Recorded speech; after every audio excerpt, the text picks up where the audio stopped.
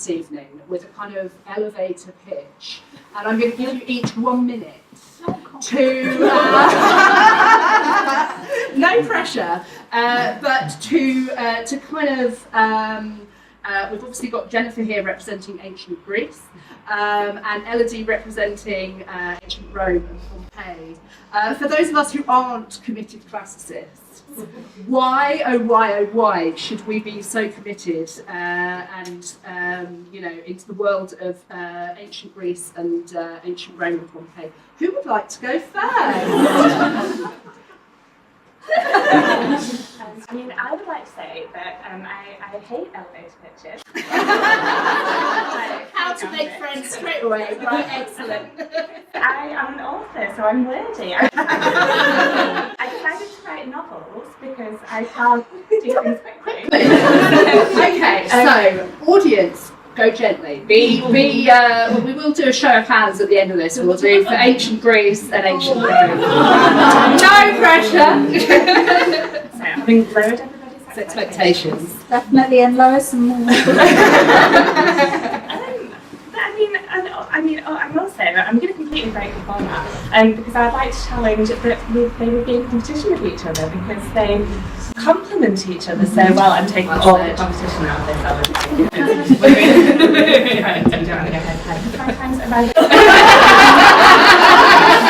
Do you feel confident enough?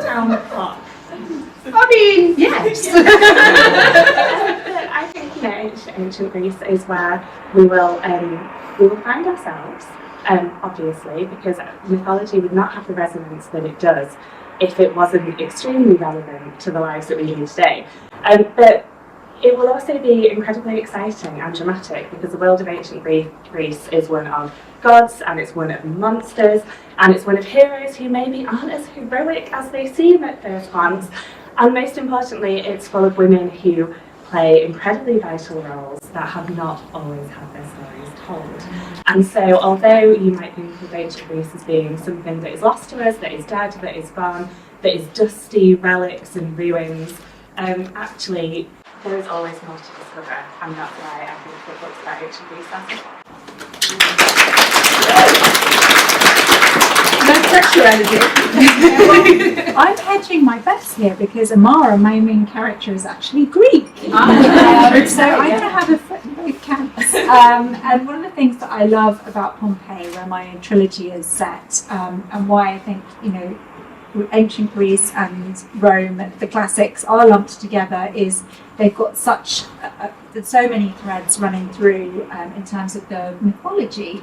So the walls of their villas and houses of Pompeii, and the bars even, just everywhere, are covered with scenes from Greek mythology. You've got Hercules, you've got, in fact, a lot of Ariadne being abandoned by Theseus. Really popular. Yeah, really popular. We've got the Trojan War often on the walls. I'm not sure we've got Atalanta, actually. Artemis. We've got Artemis. We've got lots of Artemis in the myth of Actium. In fact, that's in my books as well.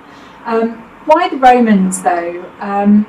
So the thing that I love about Roman literature, particularly if you read it in translation, which I definitely recommend sort of original writers, is they're so familiar and alien at the same time. So they're very funny, they're very colloquial, very slangy, very sweary.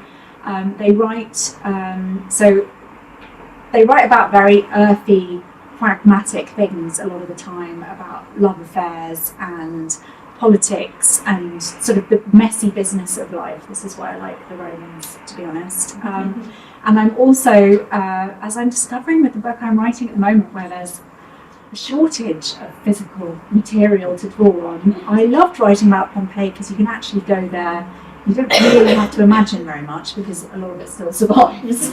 So for me, I love the sort of visual world that the Romans have left us, because they've left us this massive wealth of art, mosaics, frescoes, buildings. So you can imagine yourself there. So I love all of that. But you couldn't have them without the ancient. You couldn't. That is not a competition.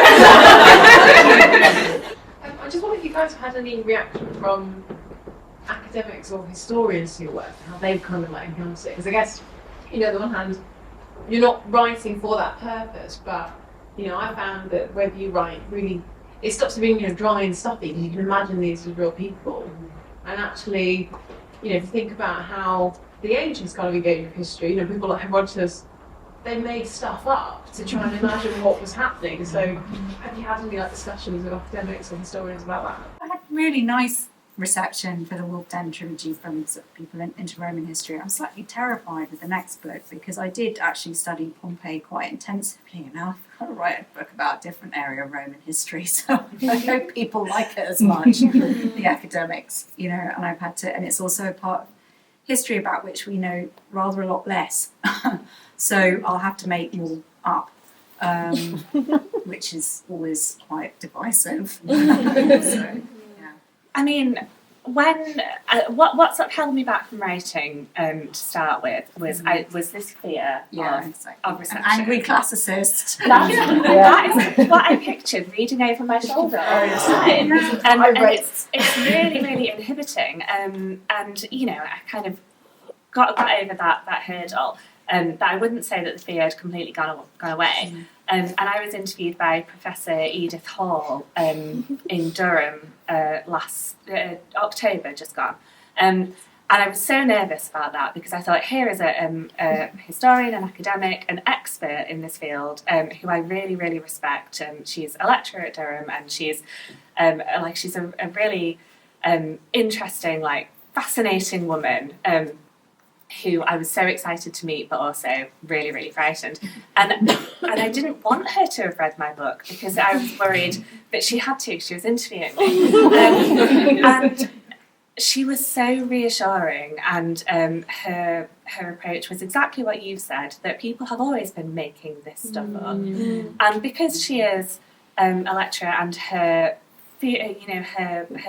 role, part of her role, is generating interest in the ancient world, she was saying to me, we are so grateful for these books because students are mentioning them on their UCAS forms, on their applications to university, and it's driving this engagement, which classicists want. We don't want to be a lonely club. We want everybody to join.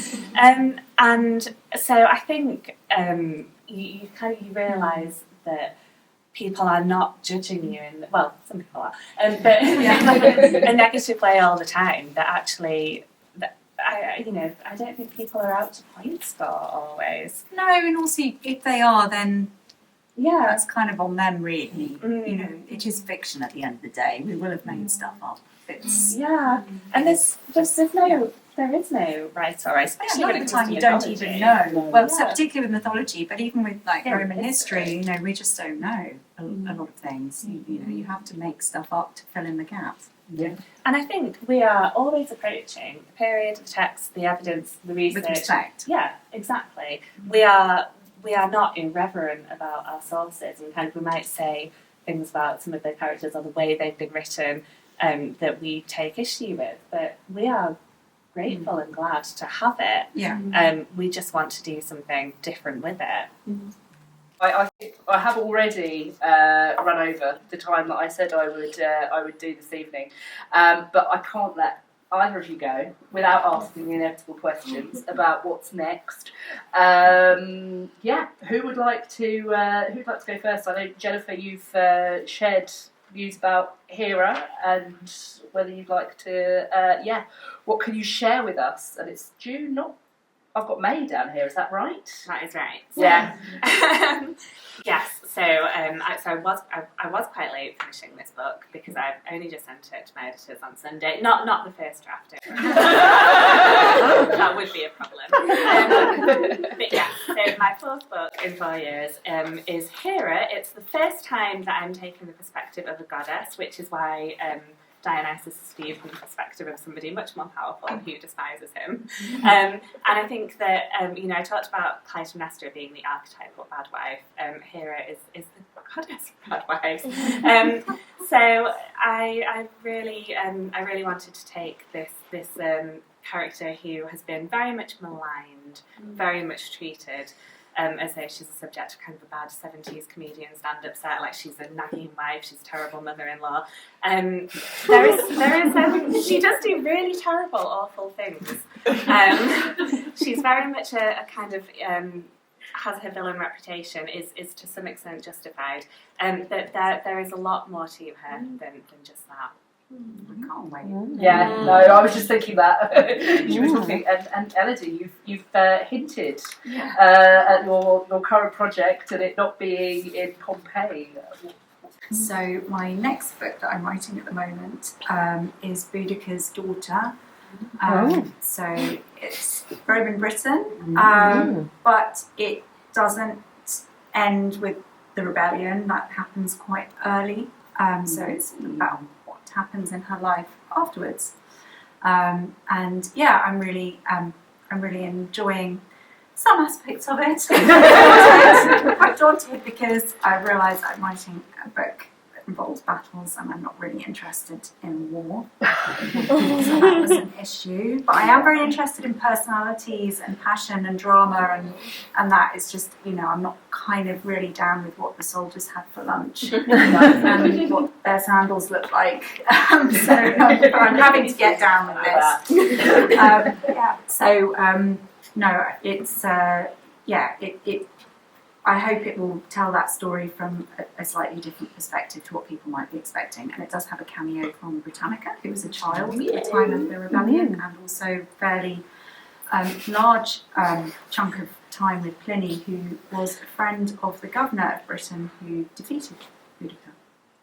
So he actually quotes one of our few surviving actual words by Suetonius Paulinus, the governor of Britain who crushed Boudica, is in Pliny's Natural History.